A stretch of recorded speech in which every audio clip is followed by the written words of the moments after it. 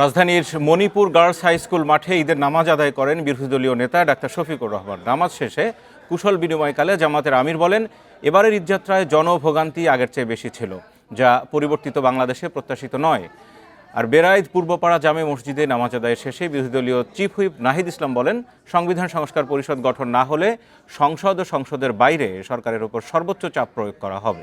রাজধানীর মিরপুরে Manipur girls high school মাঠে সকাল ৮টায় পবিত্র ঈদ উল ফিতরের নামাজ আদায় করেন জামায়াতের আমির ও বিরোধী দলীয় নেতা ডাক্তার শফিকুর রহমান।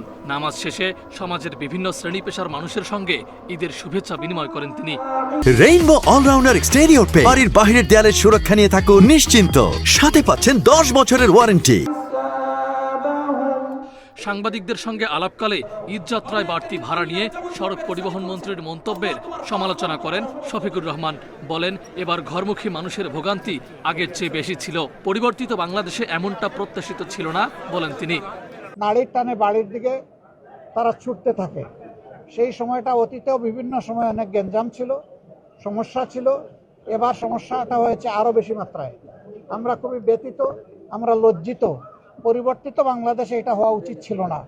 এদিকে রাজধানীর বেড়াইদ এলাকার পূর্বপাড়া জামে মসজিদে ঈদ উল ফিতরের নামাজ আদায় করেন বিরোধী দলের চিফ হুইপ নাহিদ ইসলাম।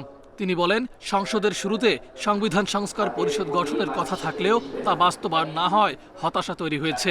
আগামী কার্য দিবসে এ বিষয়ে আলোচনা হবে বলে জানান তিনি।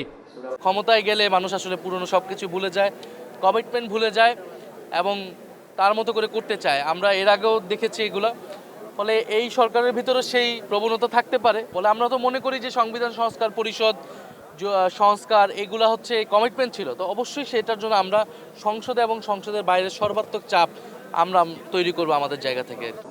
জুলাই সনদ বাস্তবায়নের জন্য রাজনৈতিক সদিচ্ছা জরুরি বলেও জানান এনসিপির আহ্বায়ক নাহিদ ইসলাম।